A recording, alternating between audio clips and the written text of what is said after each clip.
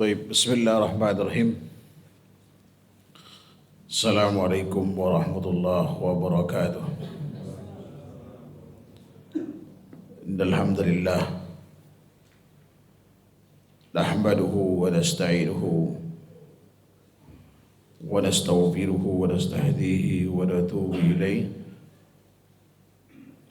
wa na'udzu billahi min shururi anfusina wa sayyiati a'malina may yahdihillahu fala mudilla lahu wa may yudlilhu fala hadiya lahu.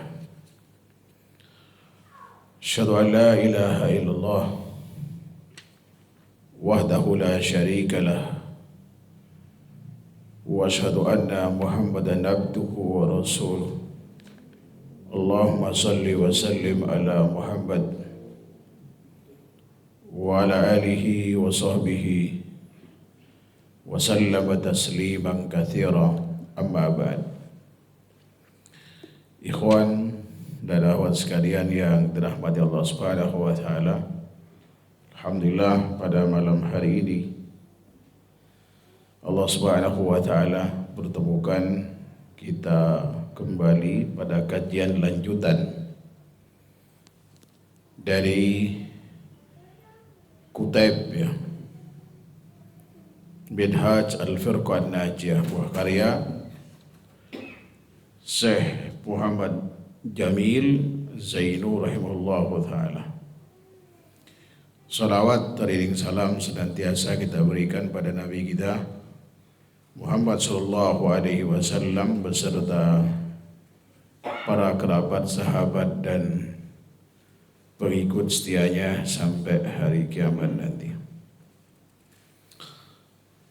Alhamdulillah kita telah selesai membahas bagian yang kedua dari kutub ini, yaitu tentang jalan golongan orang yang selamat.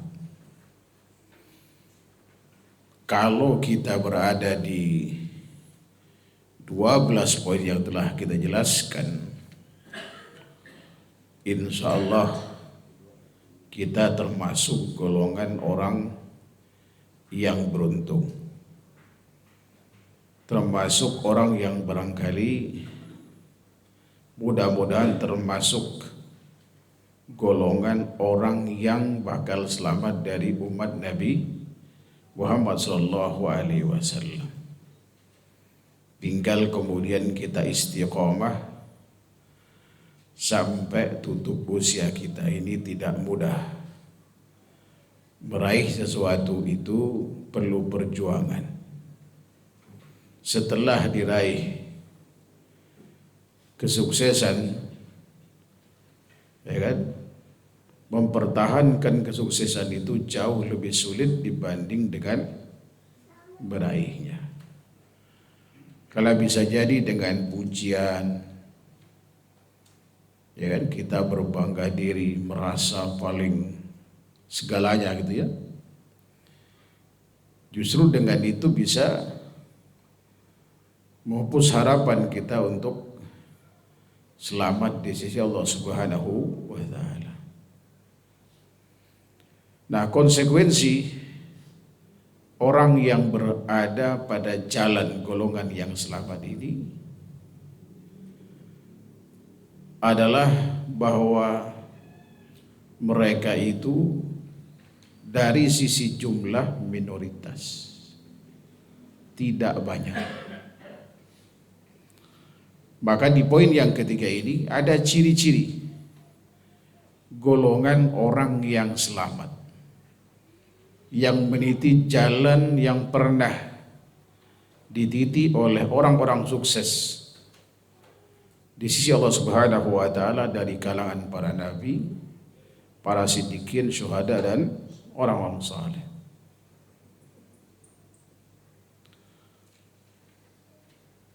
Yaitu ciri-ciri golongan yang selamat. Yang pertama, kata Syekh Jamil Zainu, adalah golongan yang selamat jumlahnya sangat sedikit di tengah banyaknya umat manusia. Katakanlah umat Islam sekarang ini kalau dibanding dengan orang yang di luar Islam, apapun kemudian klaim keagamaannya, kita minoritas. Diperkirakan sekarang ini jumlah manusia 7 miliaran.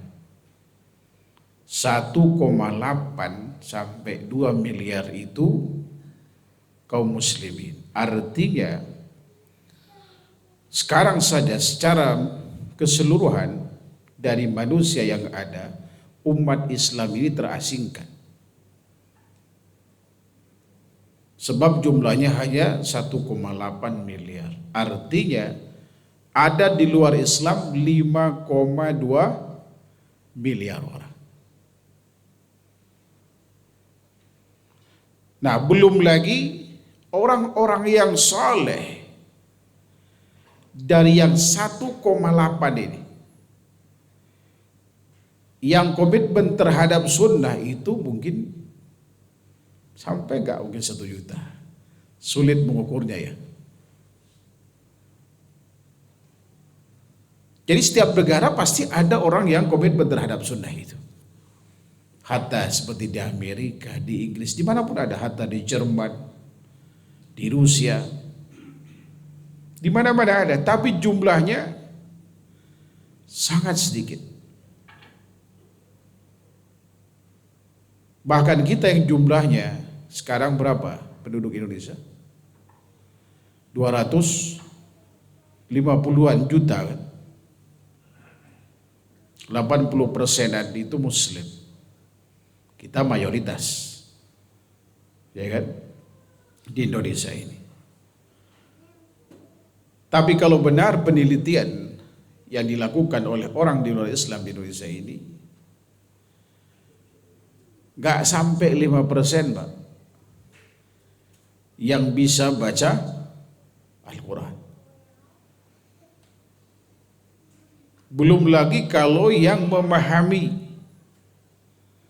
belum lagi yang mengamalkan. Artinya memang sangat-sangat sedikit jumlah orang yang bakal selamat, itu sangat sedikit. Mudah-mudahan kita termasuk yang sedikit itu harapan kita.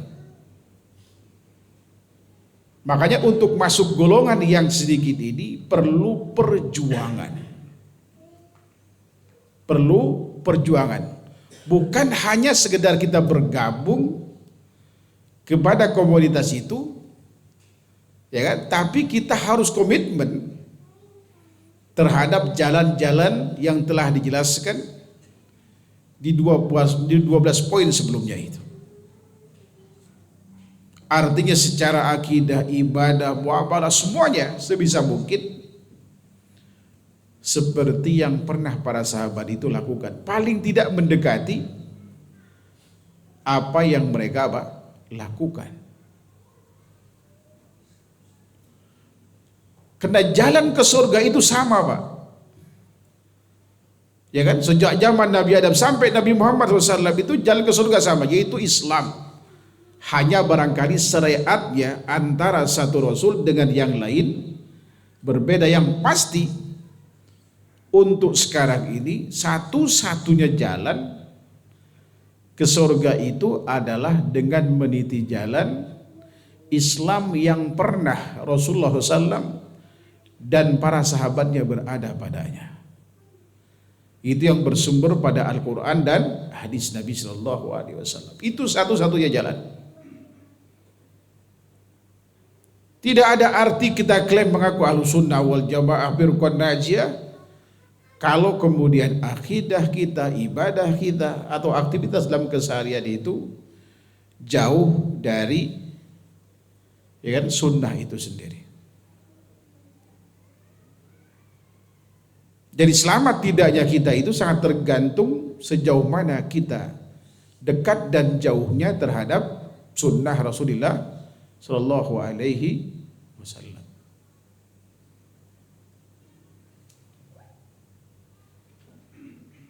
Dan jumlahnya itu sangat sedikit.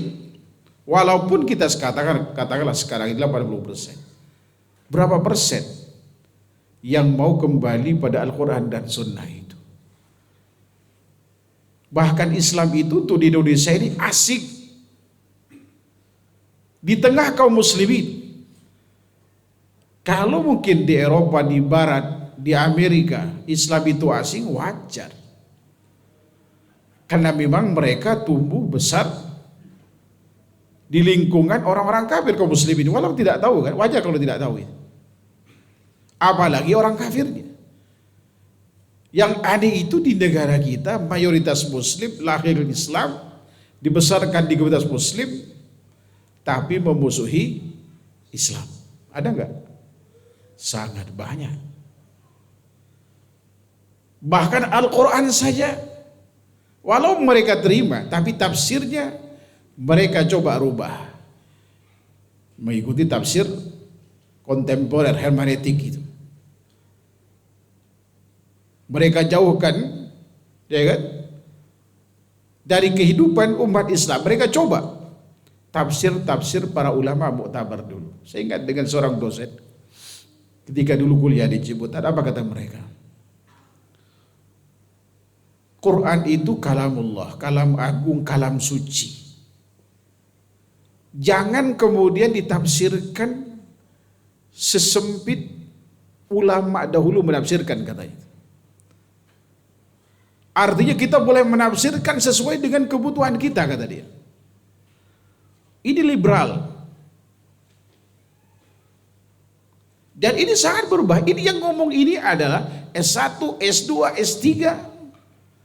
Katanya di perguruan tinggi Islam. Dan dosen di perguruan tinggi Islam. Ngomong seperti itu, bayangkan. Apa yang didapatkan dari guru semacam ini? Kecuali selain kesesatan. Bukan tambah dekat pada Quran dan Sunnah, justru kemudian semakin jauh. Apalagi hadis Nabi Shallallahu Alaihi Wasallam. Dan apa yang mereka lakukan semuanya itu hasil pemikiran orang-orang Barat, ilmuwan-ilmuwan Barat, Islamolog Barat itu. Mereka yang mengkaji Islam, ya kan? Untuk kemudian menghancurkan Islam dari dalam, dan dibuatlah Islamic Studies di sana, bahkan riset-riset, ya kan, baik nyangkut Al-Quran, tafsir Al-Quran, termasuk kemudian hadis Nabi SAW, semua mereka kaji. Mereka ngasih beasiswa kepada, ya kan, mahasiswa Muslim seluruh dunia. Saya ingat dengan kawan saya dari Inggris. Dia bercerita di salah satu perguruan tinggi di Birmingham, seingat saya. Jadi ketika masuk ke kelas itu, 100% di kelasnya itu Muslim dari seluruh dunia. Dosennya, kata dia, itu orang Yahudi. Begitu dia masuk, dosen ini seperti apa, geli dalam hatinya sambil senyum-senyum gitu. Lalu ditanya sama mahasiswa tentang kenapa dia senyum. Saya akan meledek gitu. Di dalam hati saya geli, ketawa, dia bilang gitu. Kalian datang dari penjuru dunia, belajar Islam dari orang di luar Islam. Saya Yahudi, kata dia. Saya tidak pernah belajar agama saya kecuali dari tokoh-tokoh agama saya. Tapi dengan bangganya mereka pulang ke Indonesia bawa gelar ya S2, S3 kan. Bahkan dikasih apa? Posisi-posisi strategis. Dan kemudian menjadi corong mereka. Ini sangat mengerikan dan sangat menyedihkan. Artinya yang Muslim mayoritas tadi itu seperti buih di atas lautan. Maka yang menentang Islam itu sekarang bukan lagi dari orang di luar Islam, tapi justru dari anak-anak kaum muslimin sendiri. Sementara kemudian yang mencoba kembali kepada Al-Quran dan Sunnah itu dicibir, dikasih apa? Stigma-stigma negatif, mulai dari fundamentalis atau apa lagi? Teroris, karena udah nggak laku teroris itu. Aliran keras, intoleran, berbagai macam label. Padahal yang kembali pada Al-Quran Sunnah itu ingin mengamalkan Al-Quran dan Sunnah sebagaimana Rasulullah dulu ajarkan kepada sahabat. Dan sebagaimana sahabat itu mempraktekkan Quran dan Sunnah itu dalam kehidupan mereka. Karena mereka lah orang yang sukses menjalani agama ini. Dan mendapatkan di penghujung usia mereka rahmat Allah Subhanahu wa taala, dan mereka kemudian dijamin masuk surga. Wa kullu wa'adallahu husna. Ya, dan semuanya kata Allah Subhanahu wa taala dijanjikan Allah Subhanahu wa taala surga. Artinya sebagian dari tafsir mengatakan bahwa seluruh sahabat itu berdasarkan ayat ini dijamin masuk surga, walaupun tingkatan surganya antara satu dengan sahabat yang lain itu berbeda. Ada yang masuk surga pakai hisab, ada yang tanpa hisab. Mungkin ada juga yang mampir ke neraka dulu kemudian masuk surga, kita tidak tahu. Tapi yang pasti mereka seluruh sahabat itu dijamin masuk surga. Wajar kalau kemudian kita ini dituntut untuk meneladan mereka dalam menjalani kehidupan ini. Karena mereka yang pernah sukses menerjemahkan Al-Quran dan hadis dalam kehidupan nyata. Dan belajar langsung dari Rasulullah SAW, panutan yang gak pernah salah. Dan orang yang melakukan ini sekarang itu adalah orang-orang asing. Ya kan? Orang-orang yang dianggap aneh. Makanya kata Syekh Jamil Zainu rahimahullahu ta'ala, dia mengatakan golongan yang selamat jumlahnya sangat sedikit di tengah banyaknya umat manusia. Tentang keadaan ini kata beliau, Rasulullah SAW telah bersabda, tuba lil ghuraba unasun salihun fi unasin su'in kathir man ya'sihim aktsaru mimman yuti'uhum. Keuntungan besarlah bagi orang-orang yang asing, yaitu orang-orang yang saleh di kalangan orang-orang banyak yang berperilaku buruk. Orang yang mendurhakainya atau yang mengingkarinya lebih banyak daripada yang mentaati mereka. Hadis riwayat Imam Ahmad dan hadis ini sahih. Dan kondisi ini seperti ketika Islam baru pertama kali muncul di Mekkah dan di Madinah. Diawali dari Rasulullah SAW. Lalu kemudian ada sebagian sahabat, orang-orang kafir Quraisy masuk Islam. Ada Ali bin Abi Thalib, ada Khadijah radhiyallahu anha, ada sahabat mulia Abu Bakar, ada sahabat mulia Utsman, Hamzah dan lain-lain. Para muhajirin, mereka jumlahnya sedikit pada saat itu. Ketika awal kemunculan mereka itu dianggap aneh karena menyelisih keyakinan yang selama ini diyakini secara turun-temurun dari nenek moyang mereka. Yang tadinya mereka menyembah berhala, nggak boleh lagi menyembah berhala. Iya kan? Semua yang tadinya tunduk kepada ketua kabilahnya, ada pembesar atau tokoh-tokoh yang dibesarkan, yang diangkat oleh kaumnya, kembali kepada apa? Kepada ketentuan Allah Subhanahu wa taala. Mereka disuruh untuk kembali menghambakan diri kepada Allah Subhanahu wa taala setelah menghambakan kepada manusia atau kepada berhala-berhala seperti patung Lata, Uzza, Manat dan Hubal pada saat itu. Begitu pula ketika di Madinah. Dan kemudian setelah itu umat Islam atau manusia berbondong-bondong masuk Islam. Ya kan, masuk Islam. Dan puncak kejayaannya itu dengan runtuhnya Turki Utsmani di tahun 1924 seingat saya. Lalu kemudian seiring dengan berjalannya waktu, Islam semakin asing dan asing kembali. Ya kan, kembali kepada seperti apa kondisi semula. Sebenarnya hal ini pernah digambarkan oleh Rasulullah dalam hadis. Ada riwayat Muslim, riwayat Imam Tirmidzi, Ibnu Majah, Ahmad dan Imam Ad-Darimi dari sahabat mulia Abu Hurairah radhiyallahu ta'ala. Rasulullah pernah bersabda, "Bada al-Islamu gharibah." Ya kan? Islam itu diawali dengan apa? Keasingan, keganjilan, keanehan itu. Dianggap aneh, dianggap asing oleh apa? Oleh kebanyakan orang pada saat itu. Fasayahudu kama bada'a ghariba. Dan dia akan kembali seperti semula. Gitu, asing lagi gitu kan. Fatuba lil ghuraba. Maka beruntunglah bagi orang yang asing. Kalau dalam riwayat ini katakan fatuba lil ghuraba.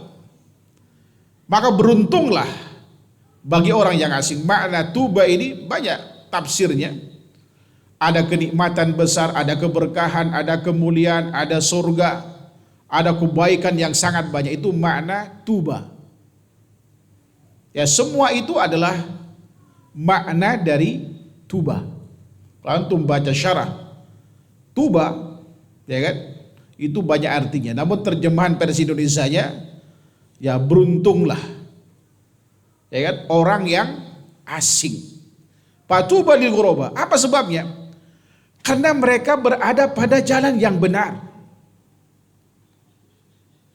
Dan dengannya kalau mereka sampai wafat, istiqomah sampai wafat dalam kondisi itu, mereka akan mendapatkan rahmat dari Allah Subhanahu wa taala dan kemudian masuk surga dan terhindar dari api neraka. Maka tuba kalau diartikan jannah gak ada masalah juga. Karena ujung dari keberuntungan ini bukan hanya di dunia, ya kan, tapi juga di akhirat berupa apa? Rahmat dan masuk surga Allah Subhanahu wa taala dan terhindar dari api neraka.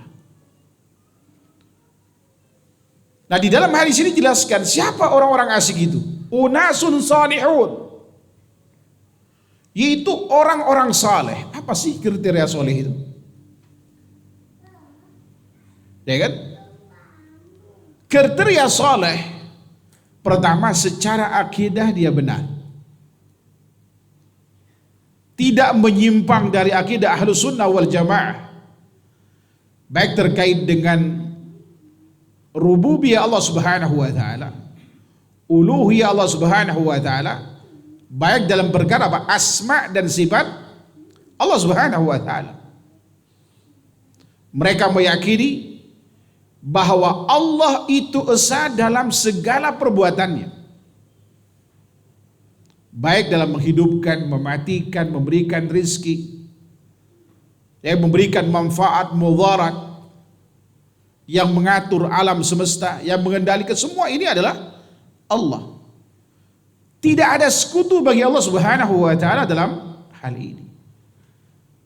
Maka dianggap menyimpang kalau ada dari kaum muslimin yang meyakini bahwa Syekh Abdul Qadir Jailani itu kerjasama dengan Allah Subhanahu wa taala dalam mengatur turunnya hujan, dalam mengatur misalkan alam semesta. Itulah kesyirikan.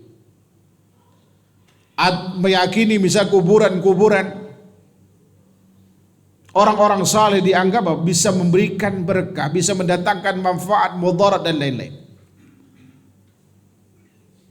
Ini adalah noda pada tauhidnya terkait dengan rububiyah Allah Subhanahu wa taala. Kemudian juga ya kan, mereka mengesahkan Allah dalam apa? Dalam uluhiyah Allah Subhanahu wa taala. Dalam arti seluruh amal, seluruh ibadah yang dilakukan itu hanya diperuntukkan kepada Allah Subhanahu wa taala, yang dikenal dengan istilah tauhid ibadah, yaitu mengesahkan Allah Subhanahu wa taala dengan perbuatan hambanya. Seluruh aktivitas ibadah yang kita lakukan, baik itu sholat, puasa, zakat, berbakti pada orang tua, nuntut ilmu, atau apapun yang diperintahkan Allah Subhanahu wa taala untuk dilakukan, ya kan? Dilakukan hanya karena Allah Subhanahu wa taala. Dia ikhlas lakukan itu karena Allah, bukan karena yang lainnya. Termasuk ketika kemudian menjauhi apa? Larangan Allah Subhanahu wa taala. Jadi ibadah itu bukan hanya perintah, Pak. Menjauhi larangan juga itu ibadah. Makanya makna takwa itu menjalankan perintah, menjauhi larangan. Ketika seorang tidak berzina karena tahu itu dilarang Allah Subhanahu wa taala, di saat itu dia sedang beribadah kepada Allah. Ada kesempatan untuk korupsi, dia tidak lakukan karena tahu bahwa korupsi itu adalah haram. Maka di saat itu dia sedang beribadah dengan menghindari apa? Yang dilarang itu. Tahu riba itu haram karena Allah melarangnya, Rasulullah melarangnya, lalu kemudian dia jauhi. Maka di saat itu dia sedang beribadah kepada Allah Subhanahu wa taala. Ya kan? Dia sedang mengesahkan Allah dengan segenap ibadah yang ia lakukan. Ini yang disebut dengan tauhid uluhiyah. Dan ini tidak boleh diperuntukkan, ya kan, dari ibadah itu kepada selain Allah. Karena ibadah itu mutlak milik Allah Subhanahu wa taala. Tidak ada yang berhak, hatta wala kiai wala wali majdub wala apapun, tidak ada yang berhak untuk diibadahi. Ya kan? Dan ibadah itu bukan hanya salat. Mungkin kalau dikatakan kita salat kepada kiai, enggak mungkin kan? Termasuk ketika kita mentaati mereka dalam hal misalkan menghalalkan sesuatu yang diharamkan Allah, atau mengharamkan sesuatu yang dihalalkan Allah, atau mentaati mereka dalam membolehkan sesuatu yang dilarang Allah, ya kan?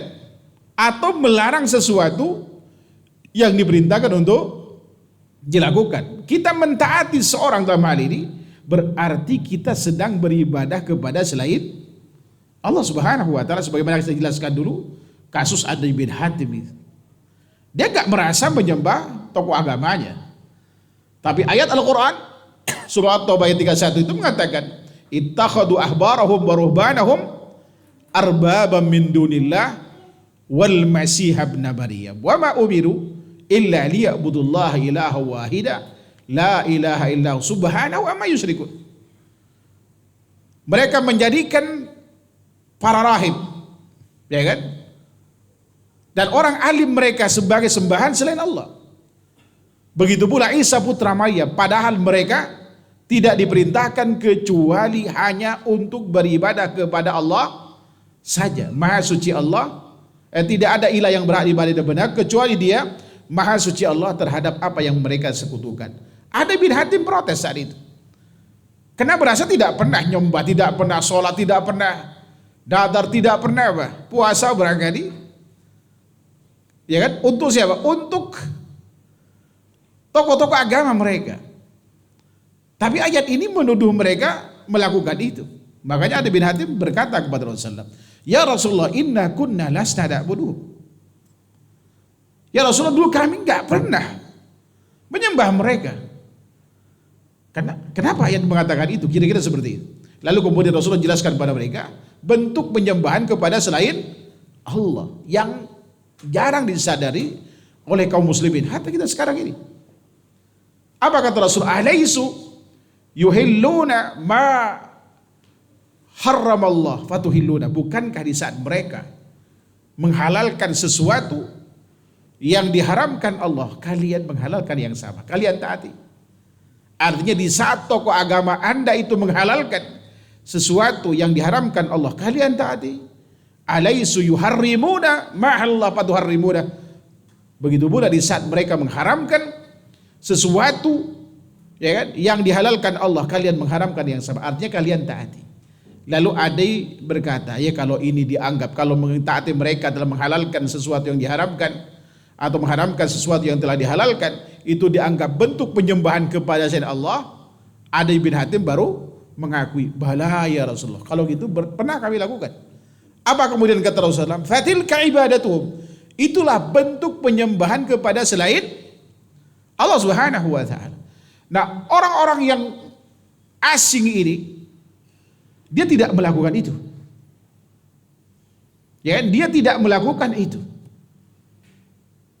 Termasuk kemudian dalam asma dan sifat Allah Subhanahu wa taala. Mereka mengesahkan Allah Subhanahu wa taala dalam asma dan sifatnya, dalam arti mereka, ya kan, tidak mensifati Allah Subhanahu wa taala kecuali dengan sifat yang Allah sifati untuk dirinya, ya kan? Dan juga yang Rasulullah SAW sifati untuk Allah Subhanahu wa ta'ala. Sebab tidak ada yang lebih tahu tentang Allah kecuali Allah, dan tidak ada orang yang dikasih tahu oleh Allah Subhanahu wa ta'ala tentang sifat Allah Subhanahu wa ta'ala setelah Allah Subhanahu wa ta'ala yang lebih tahu selain Rasulullah sallallahu alaihi wasallam. Ya, tanpa ta'til, tanpa tamthil, tanpa tashbih, tanpa tahrif. Begitu pula tanpa takyif. Ya kan? Artinya ketika kita ingin mensifati Allah Subhanahu wa taala, jauhkan dari alam pikiran kita sesuatu yang melekat dengan makhluk. Lawazimul khalaq, jauhkan dari alam pikiran kita. Makanya kita ketika mensifati Allah Subhanahu wa taala, sifati sesuai dengan yang Allah sifati itu dirinya. Allah turun ke langit terdekat, ya kan, di sepertiga malam. Kita yakin itu. Jangan kemudian kita bertanya bagaimana turunnya. Jangan dibayangkan turunnya seperti turunnya pesawat, turunnya orang meloncat, turunnya makhluk. Tidak. Ya kan? Allah turun sesuai dengan kemuliaan dan keagungannya. Jangan kemudian dibayangkan kalau begitu turun dari atas ke bawah dong. Wallahu ta'ala alam. Yang jelas disebutkan turun, kita katakan turun. Apakah dia punya kaki? Di situ tidak bicara. Yang penting kita imani saja. Jauhkan dari alam pikiran kita sesuatu yang melekat dengan manusia atau makhluk. Ini yang disebut dengan lawazimul khalq. Jadi kita mensifati Allah Subhanahu wa taala sebagaimana Allah sifati dirinya, dan juga sebagaimana Rasulullah sifati untuk Allah Subhanahu wa taala. Dan itu cara yang benar. Ini secara akidah. Begitu ibadat. Ya, dalam hal ibadah juga, ya kan? Kita harus melakukan sesuai dengan tuntunan. Sebetulnya sikap yang terbaik bagi seorang muslim, kemudian yang akan disebut orang soleh itu adalah mereka begitu ada perintah diamalkan, ada larangan dihindari, dan tidak mengada-ada. Dan mereka, ya kan, mestinya idealnya sebagaimana para sahabat itu, begitu ada perintah itu sepanjang mampu lakukan, tanpa mencari tahu sunnah wajibnya amal itu. Ya kan? Kalau antum tahu sejarah tasyri' itu, ya kan? Bicara tentang wajib sunnah itu kan baru belakangan, Pak. Kalau dulu sahabat itu sholat misalkan atau wudhu, mereka lakukan sebagaimana Rasulullah lakukan. Mereka nggak mencari tahu ini rukun, ini syarat, ini wajibat. Baru belakangan muncul ini apa? Karena minimnya pengetahuan kaum muslimin terhadap sunnah itu. Sehingga kemudian kalau kita tidak melakukan ini, apa konsekuensinya? Muncullah itu syarat, rukun, wajibat, dan masnunat, termasuk pembatalnya kan. Wa illa kalau sahabat dulu begitu dia tahu diamalkan. Ya kan? Sahabat mulia, banyak contoh kasus sahabat mulia Abdullah bin Umar ketika Mus'ab Ruknul Yamani. Orang menganggap ini aneh. Lalu ditanyakan, kenapa kau lakukan ini?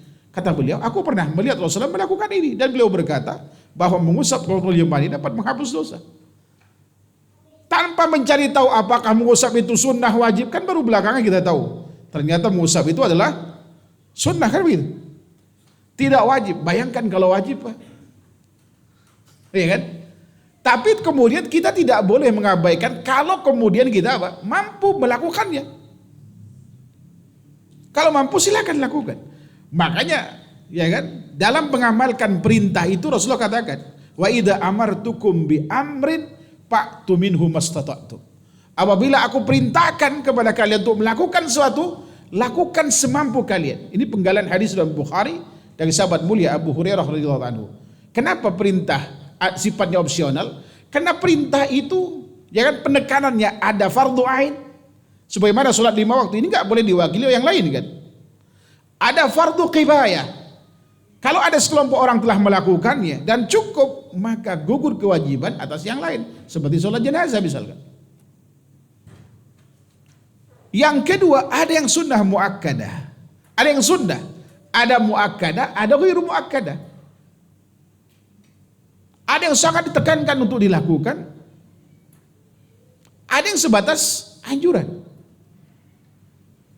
Tapi para sahabat Nabi SAW itu, selama mereka tahu ada perintahnya, terlepas wajib sunnahnya mereka lakukan.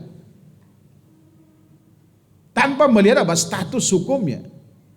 Begitu ada larangan, mereka tidak pernah mencoba untuk apa? Melanggarnya.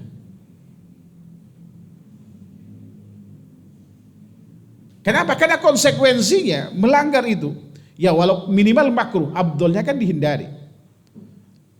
Ya kan? Kalau haram wajib untuk dihindari.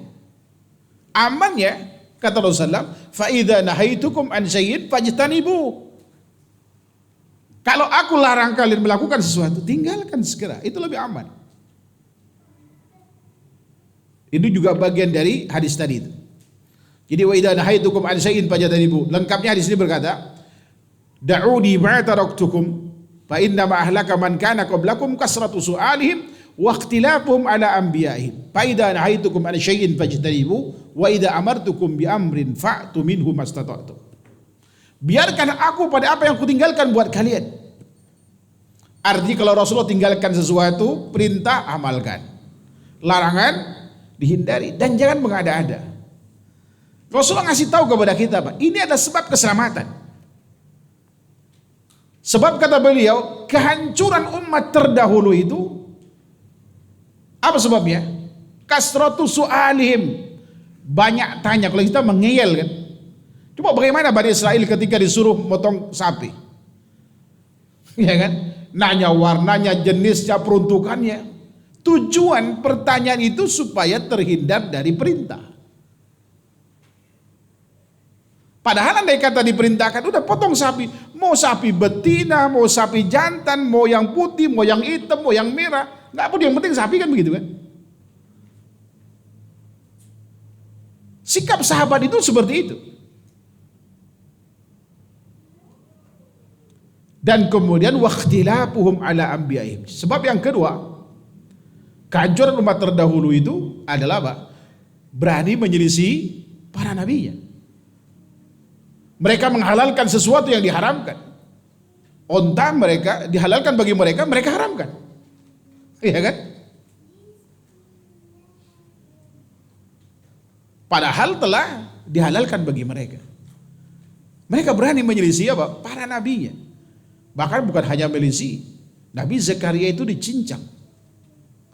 Nabi kita Muhammad SAW pernah diracun oleh Nabi bin Asam. Ya kan?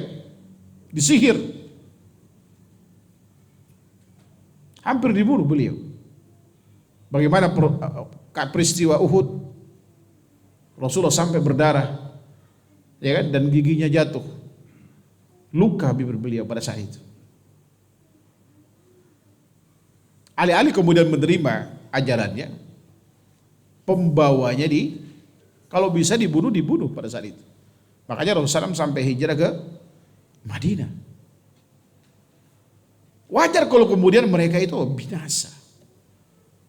Nah, kalau ingin selamat tadi, lakukan yang diperintahkan, jauhi yang dilarang. Fa idza nahaitukum an syai'in, kata beliau, fajtanibu. Apabila aku larang kalian meninggalkan, tinggalkan, kata Rasulullah. Wa idza amartukum bi amrin fa'tu minhu mastata'tum. Dan apabila aku perintahkan kalian untuk melakukan sesuatu, lakukan semampu kalian. Jadi orang yang saleh itu akidahnya benar, lalu kemudian dia melakukan manifestasi dari keimanannya itu, melakukan perintah Allah dan menjauhi larangannya. Perintah hatta yang sunnah pun mereka lakukan. Ini yang disebut oleh Imam Ibnu Taimiyah rahimahullahu taala dengan as-sabiqul muqarrib. Itu waliullah yang paling tinggi derajatnya, itu ada as-sabiqul muqarrib. Jadi kalau ada perintah, ya kan, diamalkan tanpa melihat sunnah wajibnya itu. Bahkan jangankan kemudian yang wajib, yang sunnah pun mereka dawamkan. Ada hadis qudsi terkait dengan ini dalam riwayat Imam Bukhari. Rasulullah SAW bersabda, Allah berfirman, "Man 'ada li waliyan faqad adantu bil harb. Wa ma taqarraba ilayya 'abdi bi syai'in ahabbu ilayya mimma aftaratu 'alaihi. Wa la yazalu 'abdi yataqarrabu ilayya bin nawafili hatta uhibbah." Gitu.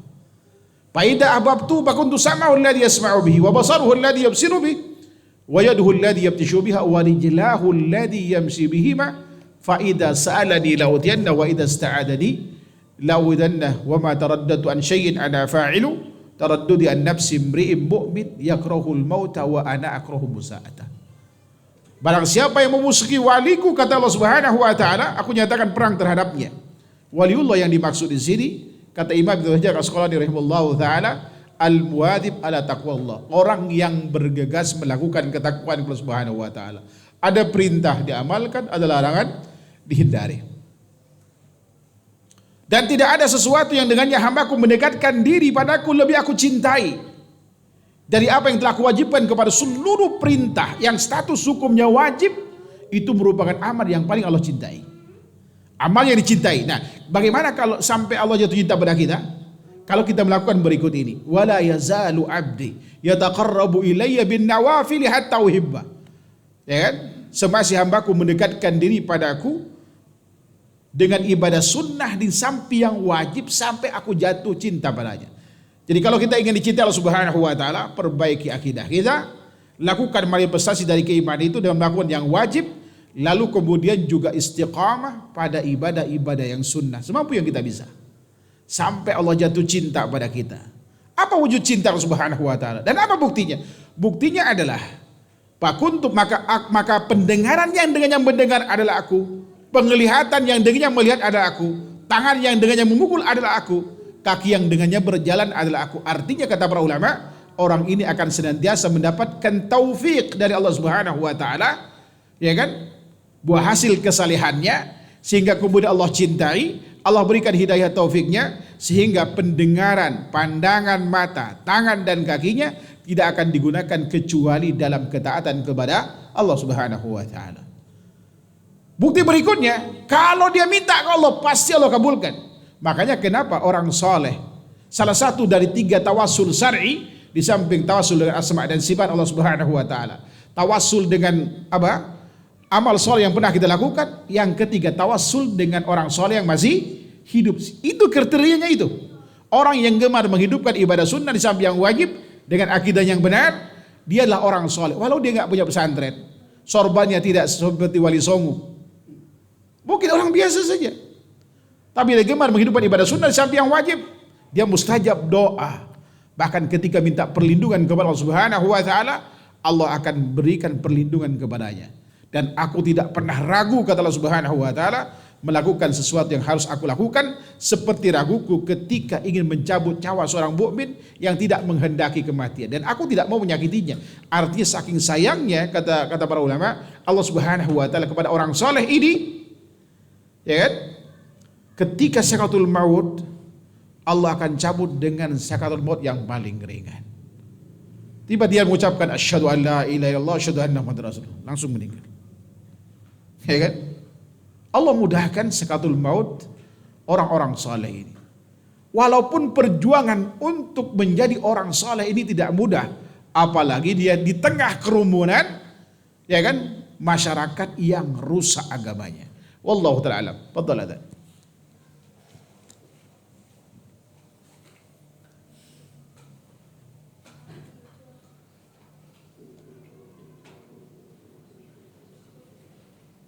Allahu Akbar, Allahu Akbar, Allahu Akbar, Allahu Akbar. Asyhadu an la ilaha illallah. Asyhadu an la ilaha illallah. Asyhadu anna Muhammadar Rasulullah. Asyhadu anna Muhammadar Rasulullah. Hayya 'alal shalah. Hayya 'alal shalah.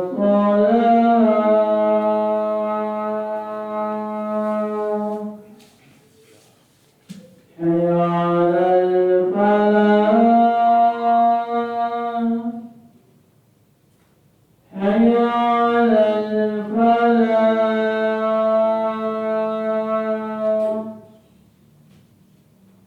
Allahu Akbar, Allahu Akbar. La ilaha illallah. La ilaha illallah. Wassalatul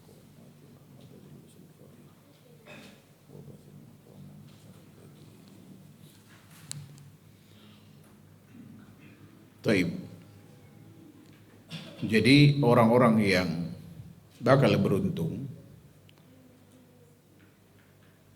yang disebut dengan orang-orang yang asing tadi adalah mereka yang saleh, yang hidup di lingkungan orang banyak yang berperangai buruk, yang menyimpang dari syariat Allah Subhanahu wa taala, baik secara akidah, ibadah ataupun dalam muamalah. Dan kemudian yang menolak mereka atau yang mendurhakai, mengingkari jauh lebih banyak daripada yang nerimanya. Bahkan biasanya yang berdurhaka itu bukan hanya orang lain, bahkan dari keluarga, ayah ibunya yang belum kenal sunnah, ya apa tidak? Ada sebagian kita mungkin yang mengalami itu. Bahkan ketika ada ikhwan yang kemudian resign dari kerjaannya, pensiun dini, dia nggak ambil pesangonnya, anaknya baru tamat SMA, menjelang kuliah harus, ya kan, menerima takdir tidak kuliah karena tidak ada dana dan seluruh harta karena kerja di bank konvensional. Ya kan, dia sadarkan, dia nasihati istri dan anaknya, alhamdulillah menerima semua dan rela kemudian hidup miskin. Bahkan ada yang direktur dijual seluruh asetnya dari hasil kerja riba tadi dan kemudian dibersihkan, diinfakkan sosial, dan dia pulang menjadi petani. Banyak sekali yang seperti itu. Dan keluarganya, teman-temannya menganggap dia aneh, asing, orang gila. Ada yang bilang juga sombong, merasa tidak butuh dengan dunia. Padahal sekarang bukan lagi hidup di zaman Nabi kan gitu ya. Di daerah banyak sekali cibiran-cibiran.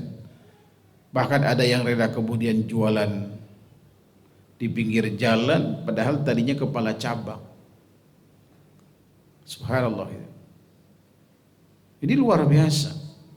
Untuk mendapatkan gelar saleh itu perlu perjuangan dan pengorbanan serta komitmen, ya kan, untuk istiqamah sampai tutup usia.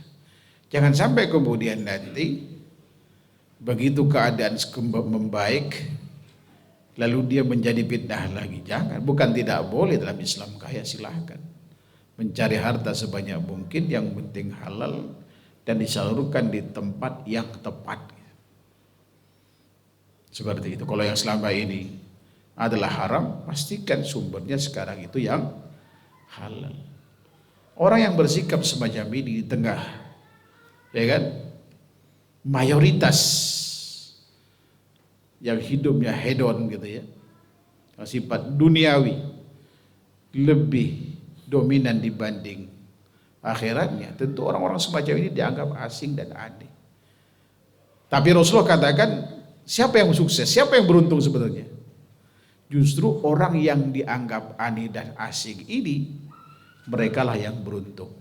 Walau barangkali secara materi dia tidak seperti mereka yang jauh dari agama.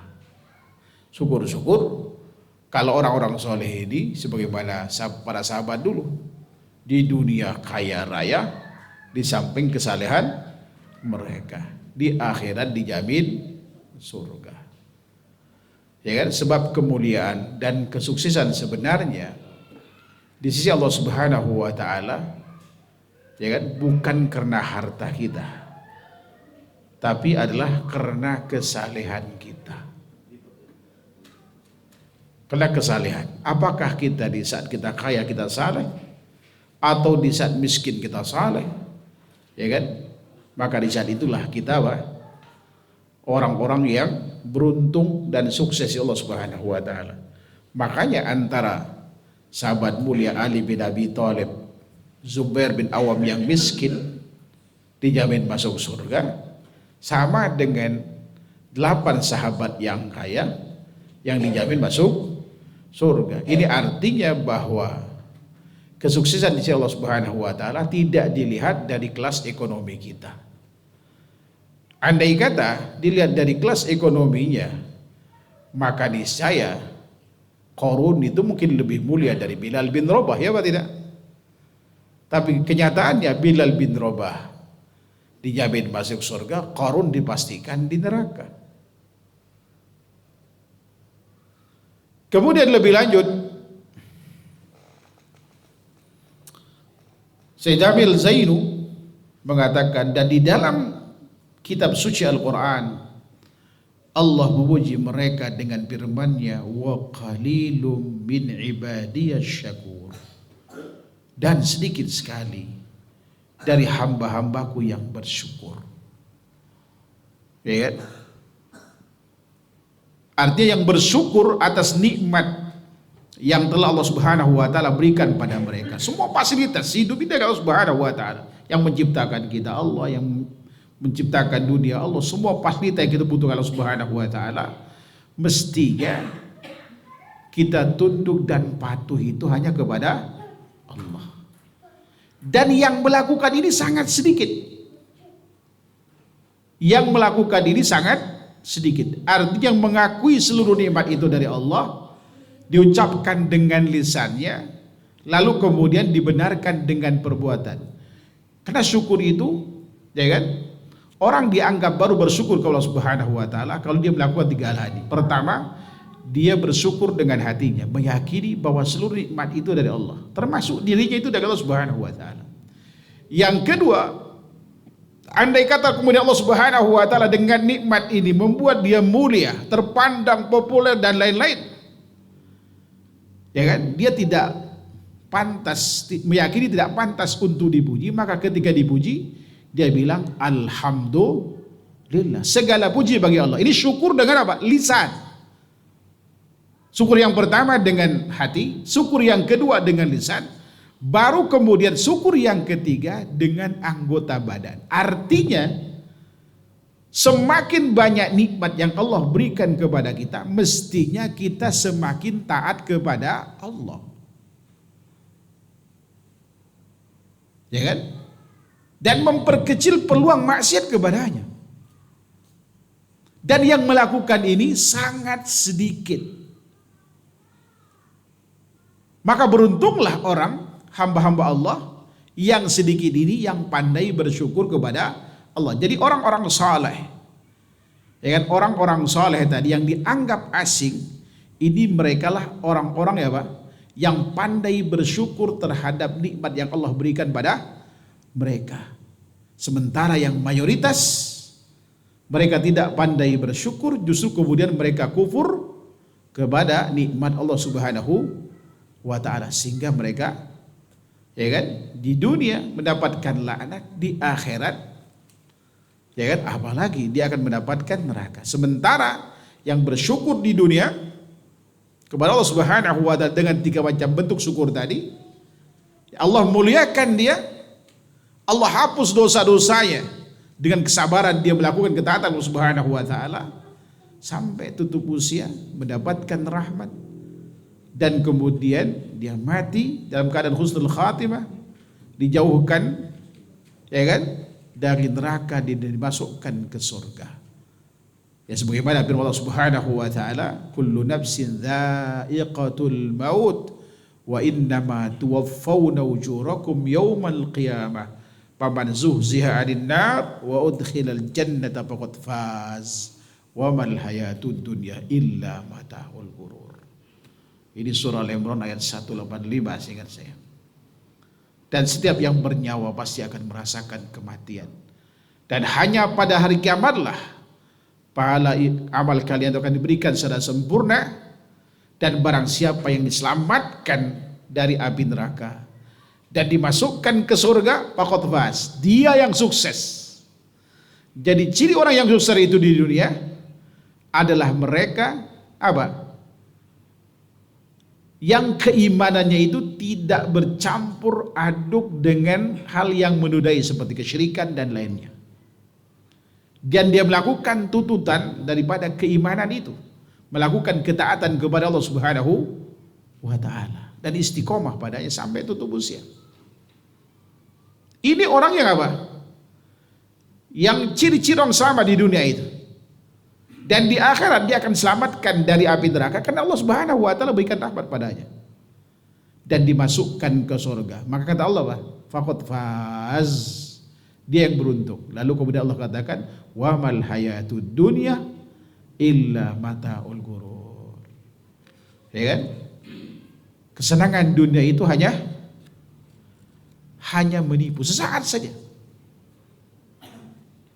Ya kan? Oleh karenanya apapun kenikmatan dunia yang kita miliki ini jangan sampai kemudian memalingkan kita dari ketaatan kepada Allah Subhanahu wa taala. Ya kan? Karena itu hanya kesenangan sesaat.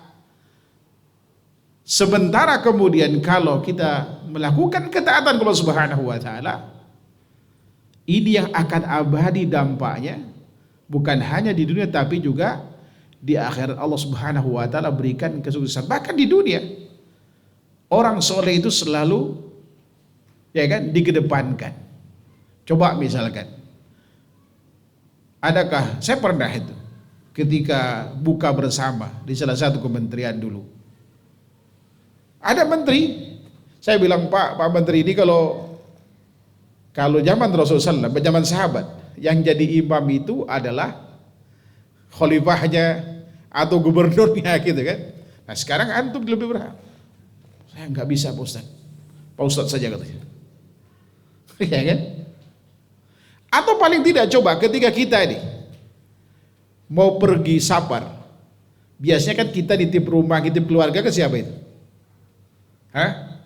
Ke yang banyak duitnya? Nggak mungkin. Yang dicari adalah orang yang soleh, yang amanah kan? Itu nggak melihat yang soleh amanah apakah keluarga kita atau bukan keluarga kita. Yang penting dia soleh. Iya apa tidak? Lihat bagaimana Allah fitrah manusia itu, ya kan, memilih orang-orang soleh itu di dunia ini. Nggak ada kemudian orang itu kena ganteng, mana si ganteng itu, saya mau dititip rumah saya, nggak ada. Mana si cantik, nggak juga kan. Yang dicari mana bapak itu, masya Allah orangnya baik, orangnya rajin, orangnya ini, orangnya amanah dan segala macam. Iya apa tidak? Dan amanah, jujur itu apa? Karena baik agamanya.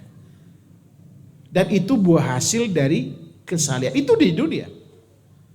Itu di dunia. Coba kalau mau nikah misalkan, yang dilihat kan, kalau kita di sana, coba yang dilihat apanya? Duitnya kan enggak. Track record apa? Perjalanan hidupnya seperti apa? Agamanya bagus apa tidak? Bahkan akhwat-akhwat banyak kemudian yang sampai sekarang itu belum nikah, bukan enggak laku dia. Tapi karena nunggu orang seperti antum ini. Ya kan? Nunggu orang-orang soleh. Bahkan ada akhwat kemarin itu Masya Allah umurnya 34 ya. Waktu daurah ta'aruf itu. Saya usia 34 Pak Ustaz. Anak gak butuh duit. Anak butuh suami yang saleh. Cuman problemnya anak udah dapat, orang tua gak setuju. Pengennya anak itu dapat orang yang kaya walaupun gak ngerti agama. Apa yang harus saya lakukan kata dia itu? Solusinya sebetulnya ada. Ya kan? Saya bilang, kalau bapak kamu gak setuju, cari saudara kamu, om kamu, kakek kamu, satu aja setuju. Nanti yang nikahkan tuh hakim. Ini solusi sebenarnya. Karena hadis Nabi SAW bersabda, ayyuma imra'atin nakahat atau nukihat bighairi mawaliha atau bighairi waliha, di bawah ada beberapa varian redaksinya.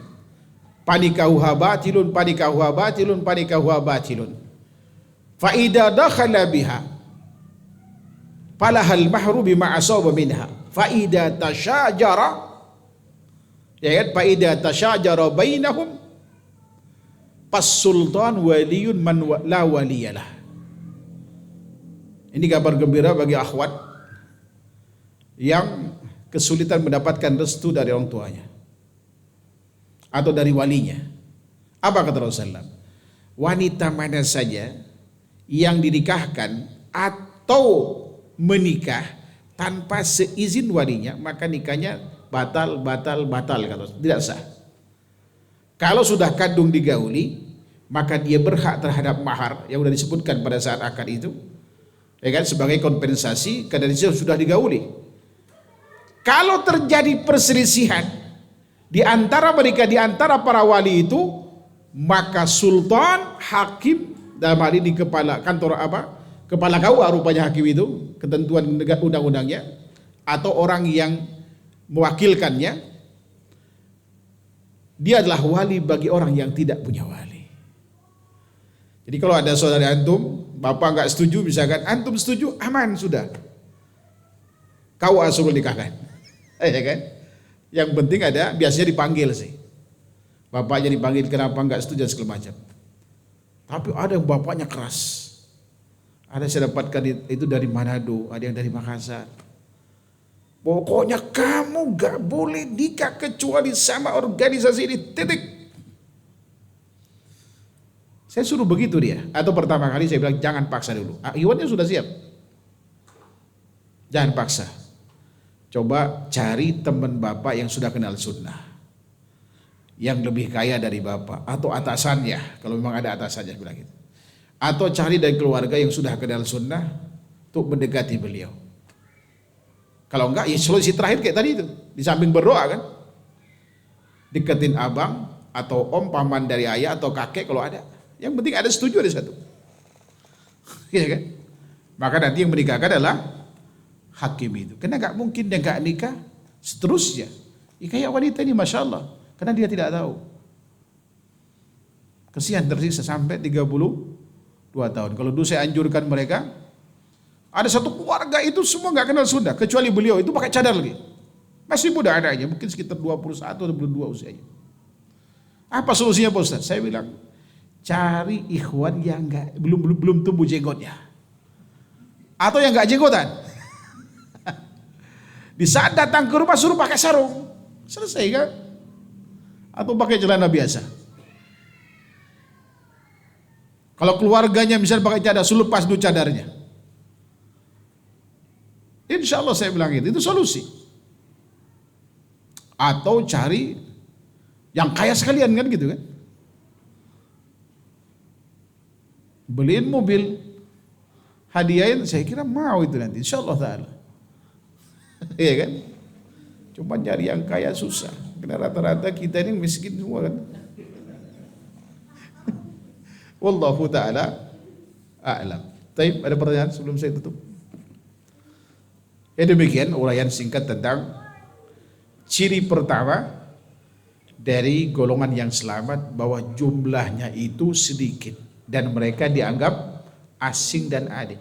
Maka kalau kita dianggap aneh karena ketaatan kita, kita bilang alhamdulillah atau musibah? Bilang alhamdulillah.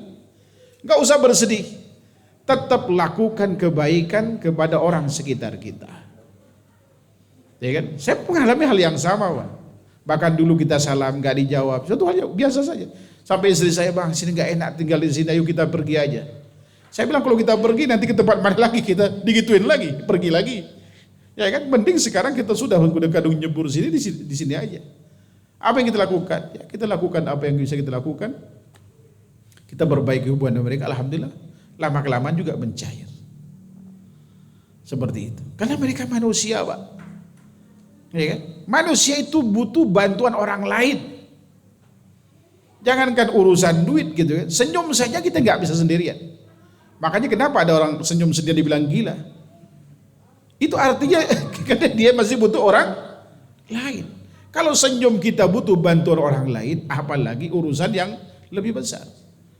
Ada tokoh yang masya Allah dia membenci kita dulu. Pada saat dia sakit nggak punya duit, saya ajak cuma modal sedikit pergi bawa ke rumah sakit diobatin. Walaupun nggak sembuh juga, yang penting perhatian itu nyata mahal gitu. Setelah itu sampai sekarang alhamdulillah beliau baik. Saya cuma kesian saja pada saat itu. Padahal masya Allah kalau salam, assalamualaikum, ya, nggak pernah jawab ya, cuma ya. Gitu. Itu masya Allah gitu. Tapi sekarang alhamdulillah mencair hubungan itu. Hatta di kampung ada juga sama. Teman-teman saya datang. Setiap kali saya pulang, saya datangin. Kadang pernah saya buat makanan bareng, makan bareng mereka. Pernah lakukan itu. Kadang saya bawa sarung, bawa pakaian, bawa apa, saya kasih mereka. Coba hubungannya mereka lakukan itu kadang nggak tahu kan. Akhirnya kemudian begitu ngobrol, saya, ayo anaknya kamu sekolahkan.